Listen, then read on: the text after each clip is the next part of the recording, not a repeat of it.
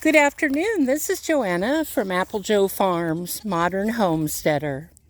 This afternoon, I'm going to take a couple of minutes to answer an often asked question, and it is about something that can occur with your male goats, urinary calculi, or as it's called, UC. It can happen to both bucks and wethers, but it seems like it more often happens with wethers. And one of the authorities on the matter is Dr. G.F. Kennedy from the Pipestone Veterinary, and he really has helped me to understand it a great deal.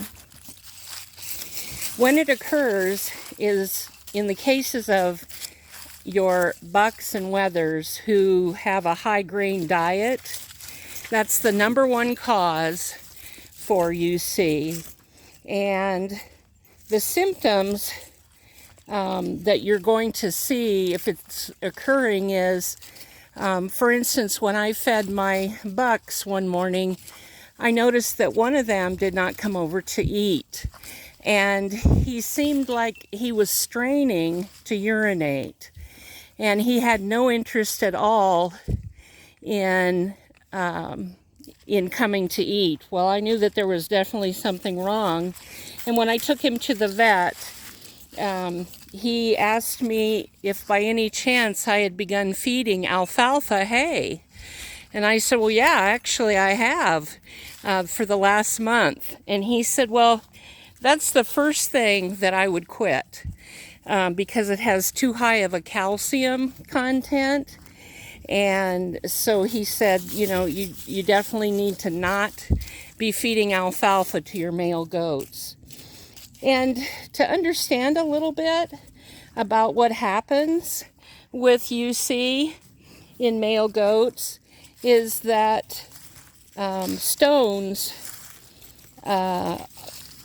develop, and generally stones are located higher up in the penis where it makes a bend.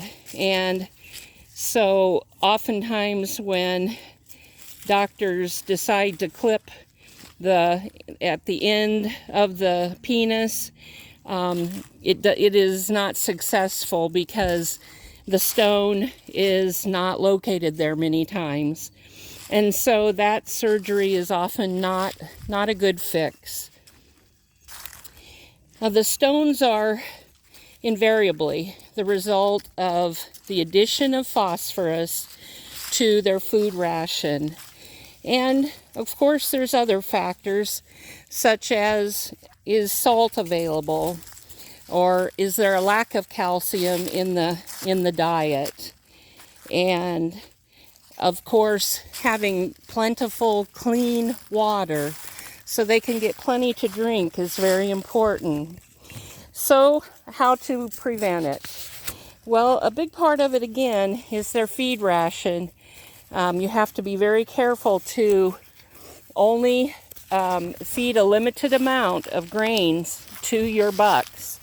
I average 1 to 2 cups a day.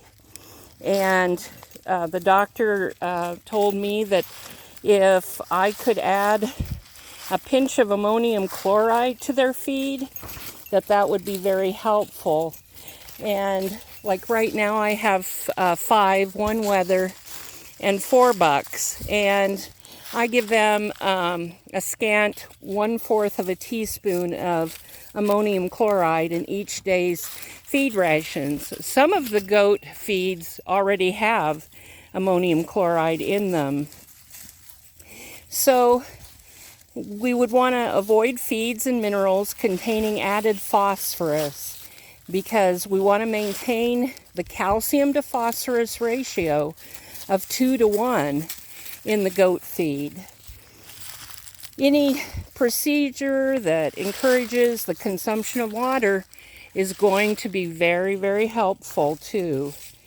And so the ammonium chloride, what it's going to do is change the pH of the urine that helps dissolve the stones and prevent formation of any more of them. the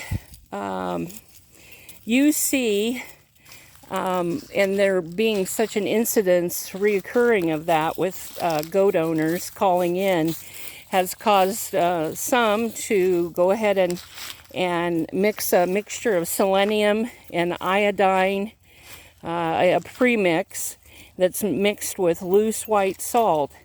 And that's often all that's needed, is to add some of that to their daily goat ration. But again, to emphasize clean water, I have also gone to adding apple cider vinegar, organic apple cider vinegar. Add a couple of tablespoons to a 5-gallon bucket each day, and giving them clean, fresh water. Very, very, very important.